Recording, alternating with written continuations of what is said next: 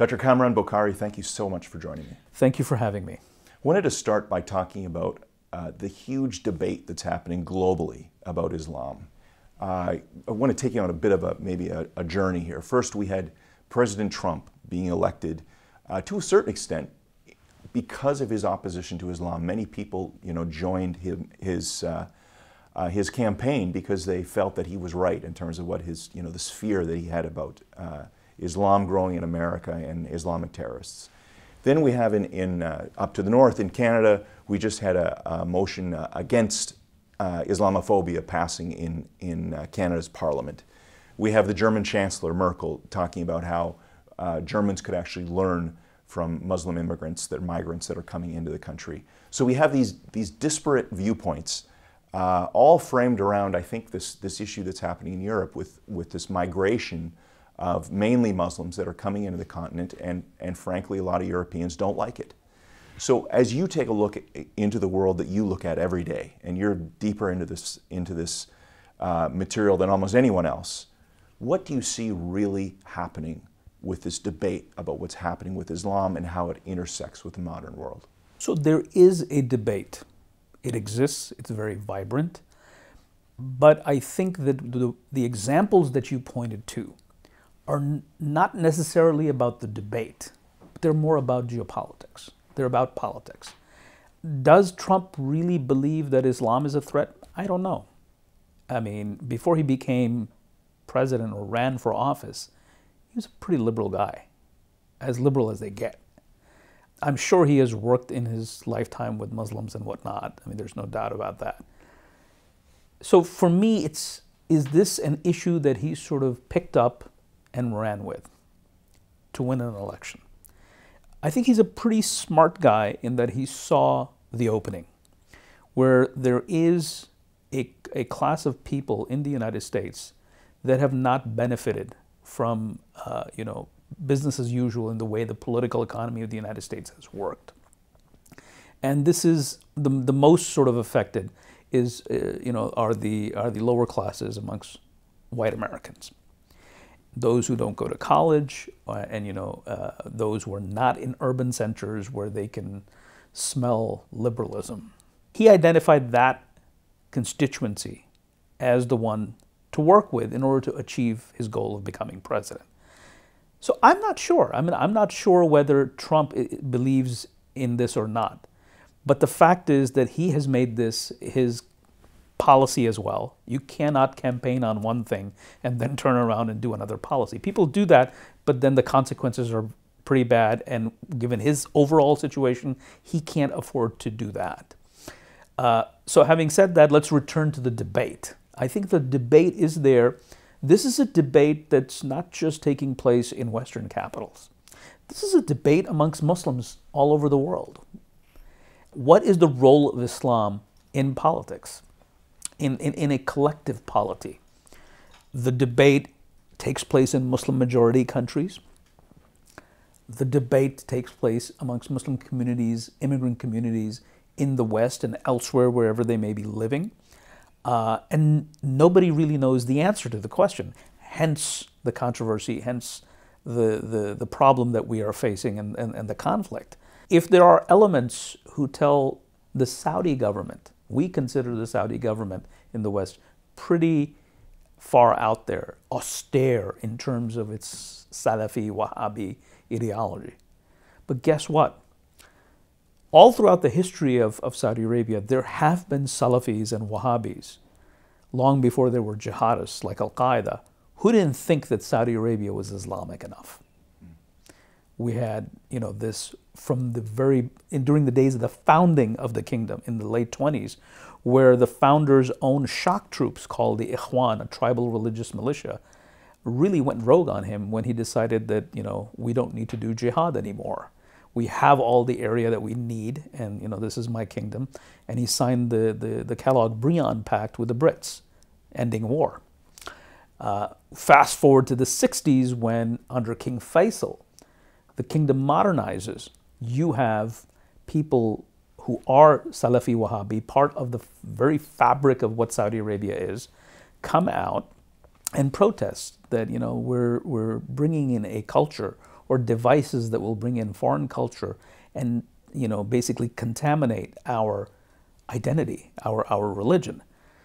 You go down to the late 70s, you have that same group of people take the law in their hand and then lay the Kaaba, the most holiest of shrines for all Muslims, the holiest of mosques, and they lay siege to it. And there's a gun battle. Blood is shed in that sacred area. Then the rest is history, Al-Qaeda, and now ISIS. And so if that is happening where there are, and I'm just giving you examples, one example. Every country has their own renegades. In every country there is this debate, Muslim majority country, that are we Islamic enough? What should be the role of religion in politics? And there are multiple groups in any given country. I just made it simple with the case of Saudi Arabia. It gets much more complicated where you have a bit more freedom in countries like Pakistan or Indonesia or Bangladesh, even Turkey. And so this is a problem that's now been exported through immigration to the West. Now, by and large, Muslim communities in Western societies are primarily there because they wanted to escape, insecure realities and have a better economic life for themselves. In America, it's a much better story. It's a success story where most Muslims have integrated into the American fabric like their predecessors from other communities, Jews, Irish, Greeks, and so on and so forth. In Europe, the situation is a bit different where it becomes complicated because there's the ethno-nationalism in Europe. You have to be French, if not ethnically, but at least culturally, linguistically. Same thing if you go to the Netherlands or any other, in Germany, Italy. You have to adapt to that local ethnic nationalism. It becomes more complicated. The welfare system makes it much easier for people to live on the margins of society. And geopolitically speaking, those areas are far more closer to the home country than is North America. It takes 10, 12 hours to get to any place in the Middle East, on an average, if you fly from the East Coast. But you're 5 hours away, even less, from London or from some European destination. So it's very different depending on where we're talking about. How do you see, you mentioned the first, the set of examples that I used were really, and I think you rightfully point out, have more to do with geopolitics. And I think maybe there's a perception in the West that Islam is to a certain extent becoming so politicized that that's almost how it's perceived. Is that the right way to look at Islam today? Or are we seeing more of, I've seen a debate that Islam is going through its own, maybe Reformation is the wrong way to look at it, but it is going through this kind of Enlightenment phase, and what we're seeing is this basically this discussion that's being violent in many ways, the same way as it was during the Christian Reformation in that direction. What's your take on all of that? If we are to look at the trajectory of Europe and what happened to Christendom, so they go from Renaissance to Reformation to Enlightenment, that path is unique to Europe. By that, I don't mean that other parts of the world won't modernize. Russia, China, Africa, these are places that are not Muslim. There are Muslim populations, but these are not what you would call Muslim entities. Traditional, sure. Yeah. Sure. Every civilization will undergo modernity, but based on their starting point. The starting point was Christianity, Catholicism. And from that you have Protestantism, and then you move towards Enlightenment and secularism, and you have nationalism and democracy. I think, and I wrote a book called Political Islam in the Age of Democratization, which addresses this very issue. Mm-hmm. I think there will definitely be democratization in the Muslim world. It's already there in various shapes and forms. It doesn't look like what it looks like in the West, but then again, within the West there are different types of democracies. There is sort of the French model. There is the American model. There is the British model. French secularism is very different from American secularism. French is, far more, if you will, limiting the freedom beyond freedom of religion in public affairs. Mm-hmm. In the United States, the state can't establish religion. You can have your churches and mosques and whatever you want to do. You don't want to believe in anything, don't believe in anything. Sure. I think that based on the cultural ethos of different Muslim countries, they will democratize in their own ways. There'll be countries that won't. There are countries that are not even countries. Somalia is not a country. Afghanistan is struggling with this basic social contract.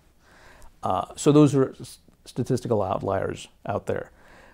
It'll be far more difficult for a country like Saudi Arabia to democratize, given where it started off, compared to, say, Syria maybe, Egypt maybe. And you see sort of the variation. So I think that nobody knows. So you ask, even ISIS doesn't know where it will be 5 years from now. Will it still have the same sort of ideas, or will it evolve? Political learning happens to even the most radical of actors. And we tend to live in the moment. For us, the horizon out there, and this is something we try to do at Geopolitical Futures, is we look at the horizon, beyond sort of the immediate discernible range. And to me, I think that we are looking at a long game. We are looking at a game that is multi-generational. And I think that no one knows. The actors themselves don't know where they're going. Today they want a caliphate. They may still want a caliphate. It may not look like what it is today. And we have examples of this in our lifetime. So the Taliban wanted to impose an emirate back in the 90s. Now they're negotiating with everybody who they can find and willing to negotiate. I mean, obviously they have limits. They're not becoming they don't want democracy as it exists in Wisconsin. But they're a long way from where they were in the 90s, where, non-compromising. And this is the evolution of ideological actors. And in my research that I've done, I basically look at ideological and behavioral transformation. And what I found is that geopolitics, geopolitical constraints and latitudes, opportunities, force a rethink of the ideology over time. An actor may not be willing to change, unless the circumstances force them to change, or they see an opportunity and a benefit in changing. And change is based on where you were to begin with. So there are as many moderations as there are radicalisms. And as you say, you're often with GPF, you're looking out into the future trying to predict how you see things playing out. How do you see things like if you had to state today how you see things evolving in the Muslim world, where do you see things going, at least from this vantage point today, looking at the future? I think there will be more conflict before, there is some semblance of a convergence, if you will, for a lack of a better term. We're looking at fragmentation. We're probably in the early stages of that fragmentation. I mean, keep in mind that the Muslim world sort of broke up with the onset of modernity. There were 3 empires that basically ruled over the core of the Islamic world. It was the Ottomans in the Middle East, North Africa, and Southeastern Europe. And you had the Safavids in Persia. And then you had the Mughals in South Asia, today what we call India, or what we used to call British India, the India that Brits inherited. When they broke up, there was sort of like a bandage effect, where nation states sort of popped up because of the process of colonization by European powers and then decolonization. And regimes were put in place that held on like a bandage for some time. I think that the breakup, in many ways what we're seeing right now in the emergence of ISIS, the so-called Arab Spring, the upheaval in different countries, from the Pacific to the Atlantic, the various Muslim societies. Central Asia is another one that's about to pop.